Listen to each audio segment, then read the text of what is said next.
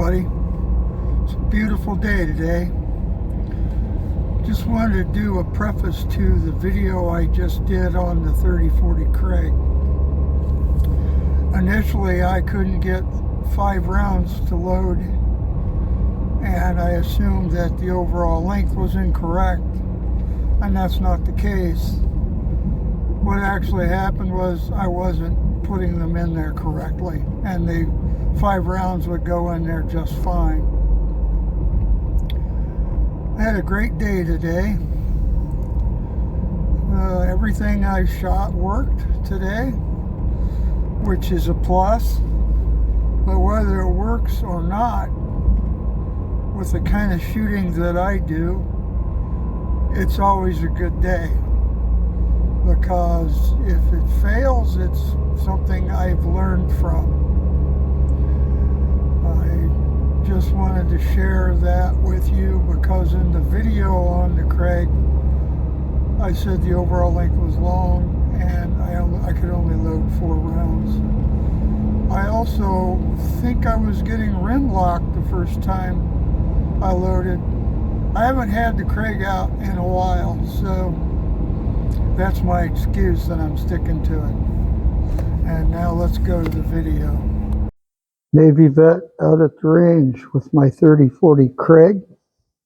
I've done videos on this one before, but I had to delete the whole thing as there was some misinformation in the videos.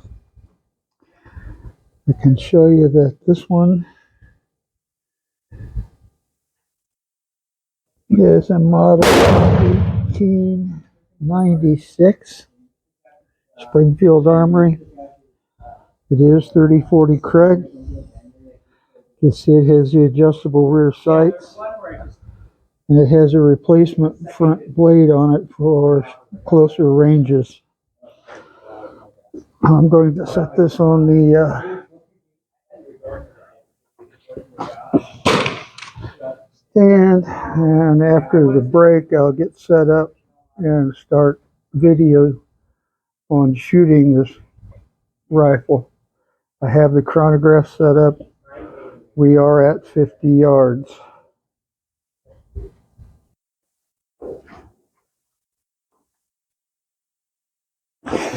Well, I have the chronograph set up, and I forgot to enter my data for the chronograph. And so we should probably do that because I want to start a new group. And we're going to go Krag 30/40. And then I want to enter my load. My load is a Hornady SP 150 grain bullet. And the SP is a jacketed, flat bottom, lead tipped bullet. And I've got the overall length on this at 3 inches 90 thousandths. Powder is IMR 4895, and it's 38.5 grains. So I wanted to write that down in here. So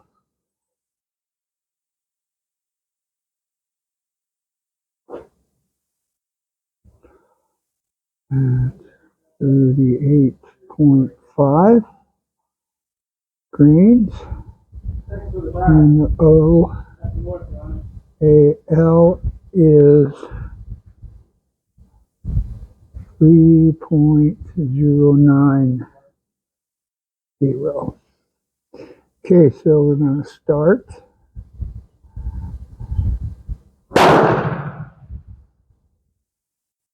I don't know if it started or not. And then I will load 5 rounds in here. And right away. Ouch! Oh, that bit me.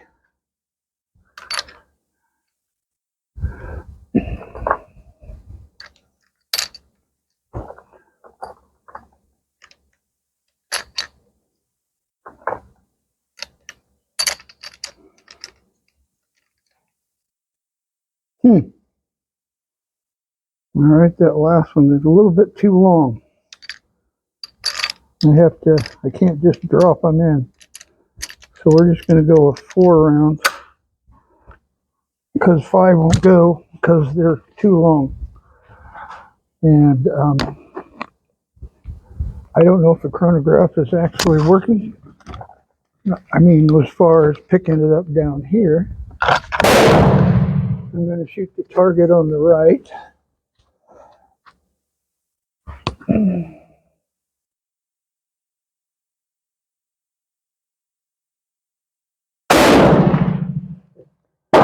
That's working. That was 2,460 feet per second.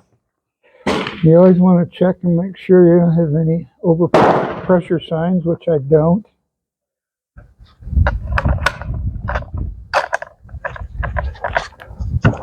Huh.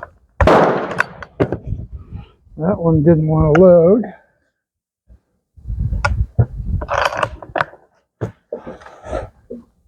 I think I didn't check my brass to see if it needed trimmed.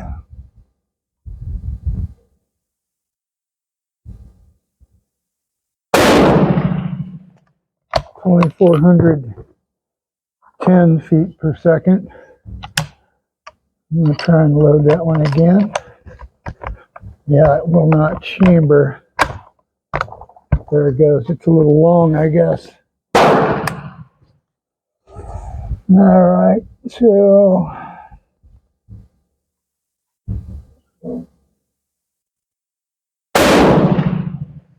2,474 feet per second.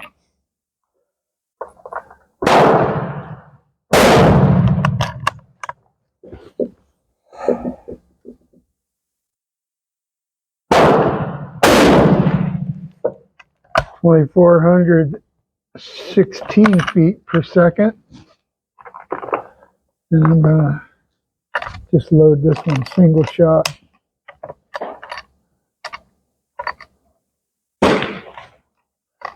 Okay, get in there. Huh.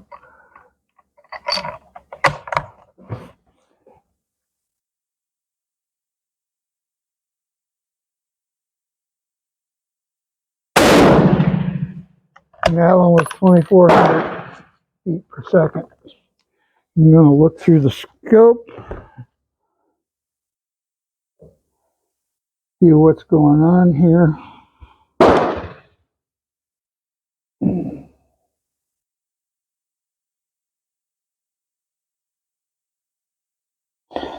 Get my focus.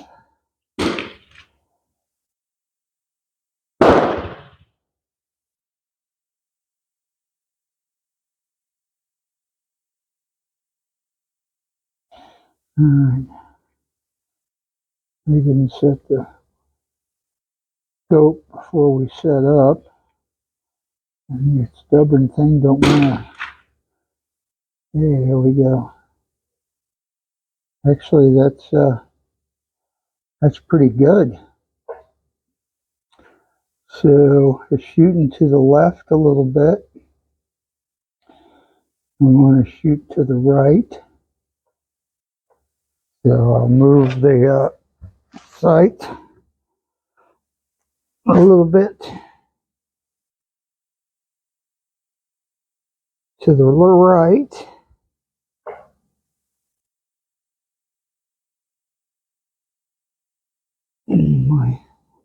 Yeah. And I'll put 5 more in the left target.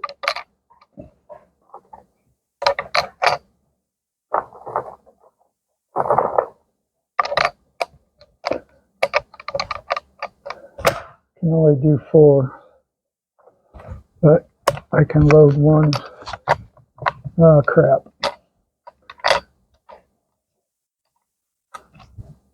Okay.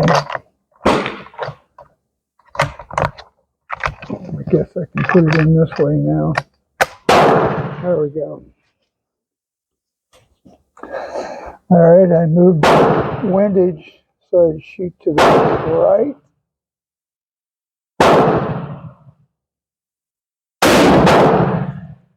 2,436 feet per second. This bolt is really smooth. The next round goes in really smooth. (2,428 feet per second). That's not a bad speed for a 150 grain bullet.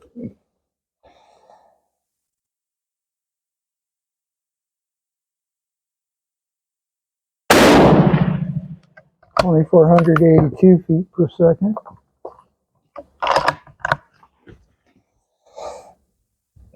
Very smooth the bolt is. 2,442 feet per second. And one more.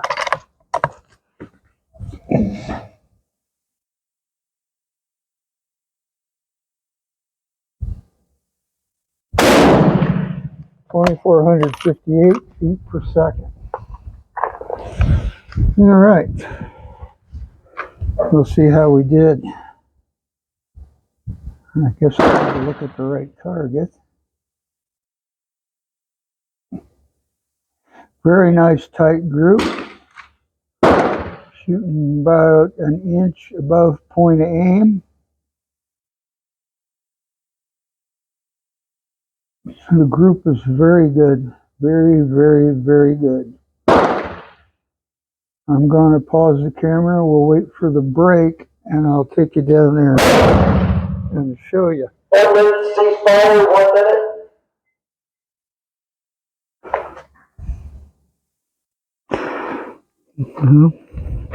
There's my first 5. And then after the barrel warmed up and I adjusted windage, there's my next group. It doesn't really get much better than that. That little gun shoots really good. That loads good. So I've done videos on this Krag before, and I deleted everything. I bought what I thought was a cadet rifle, only to find out it was a cut down. And I had put out a bunch of information that was incorrect, and I was embarrassed, and so I deleted everything I had on the Krag and thought I'd just start over. I bought the gun from a guy. I could have swore he told me it was a cadet, and I've also heard that it could have been a school rifle, which is more what I think it was. It actually had a rack number on it. It looked exactly like this, except it was shorter. But a lot of the cadet rifles had the muzzle turned down so that the bayonet would fit on. The rifle I had did not, and everything else was there except the muzzle was not turned down for the bayonet, nor was there a crown on the barrel. It was just cut flat and polished. So I was rather disgusted with myself and embarrassed. I got rid of the rifle because I really wanted an actual cadet. And maybe someday down the road I'll find one. But this rifle is a lot of fun. It actually has the tool kit, the trap door in the back. There's nothing in there, but it has a lot of really cool features on it. I like the looks of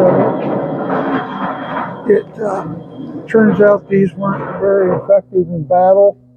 The 7mm Mauser was shown to be far superior to this rifle in combat, and the United States decided they need to come up with a better rifle that could compete with the likes of the 7mm Mauser. And a lot of it had to do with the feeding system. Even though I personally like the way this works, I can see it being a detriment in battle. It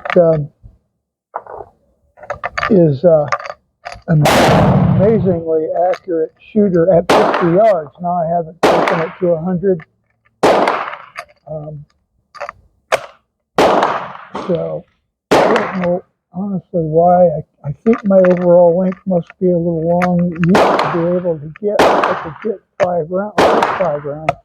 I actually got 5 rounds in there. All right. Okay. Now it won't.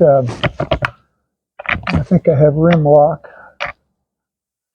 Yeah, I've got rim lock. Okay. See what I mean? Because you want to take this in the battle and have these kind of issues. Oh, there's not. There. There. And there. There we go. Yeah, I had rim lock. So I'm going to shoot at the left-hand target again. I'm actually going to aim at the bullseye this time.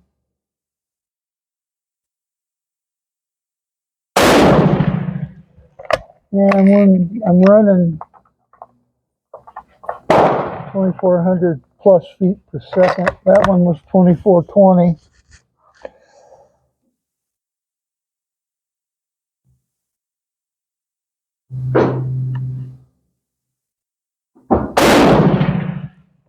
$24.51. Yeah, I'm getting some deviation, but you know, at 50 yards, it doesn't really mean a whole lot. I don't know what it would do at 100.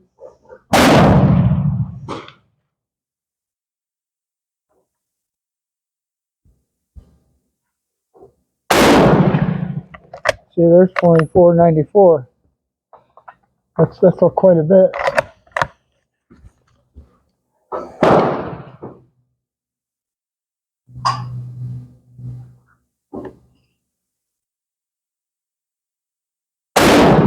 Again, I'm no expert on this. I'm just showing you what I do. And I'm really open to suggestions, you know, how to improve the deviation, if it's a different powder. The IMR 4895 is, I've been using, according to my data, I've used 2 powders. One of them was 4350. And the rest, I only used that twice, and the rest are 4895. So if there's another powder that can give me less deviation, 2465. I really don't know. As those of you know that follow me, I do this to show you what I'm doing, showcase the different firearms that I shoot, my experience with the reloading I've been doing. One of the things I've done is make the bullet fit the groove diameter, because a lot of these rifles that I have, if you shoot a standard caliber bullet for this, like this is supposedly 308, but the groove diameter is actually 312. So I do notice that when I size my bullets accordingly, I do get better performance. Now, if you do that at your own risk, because there could be some pressure issues with doing that, but I've never had any problems with it. So I've got 30 of these loaded at the 38.5 grains, and then I've got 20 at my previous loading, which was just 38 grains. So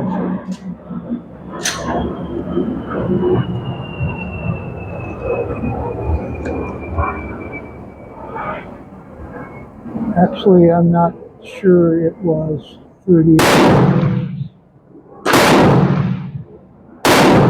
it was because I've got a range of different loads here. This particular load I've got out of the Hornady manual. I've got a guy next to me shooting the carbine, so I apologize for the noise. But I do have my new microphone set up here, and hopefully that improves the sound quality over what I was doing before. Okay, I'm going to shoot right on the bullseye on the right target.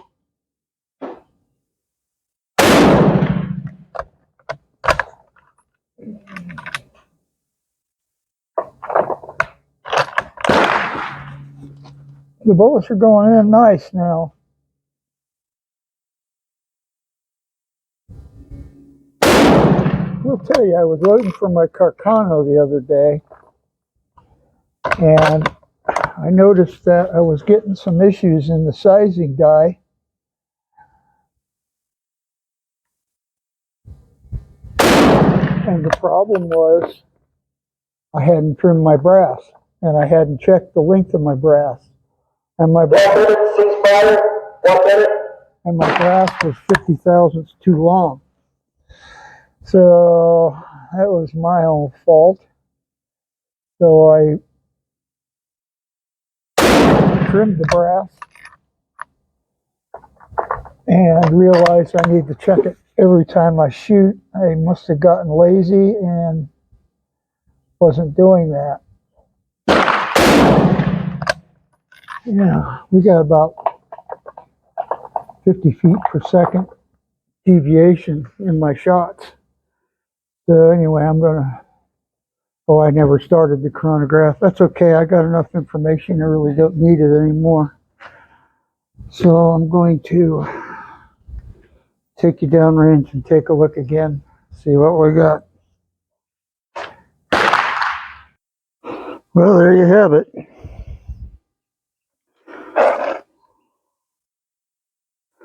You can see I got a little more spread. I guess I wasn't really taking my time, but still you can see what it can do when you actually take your time. That's really good. I'm happy with that. I'm going to move on to something else.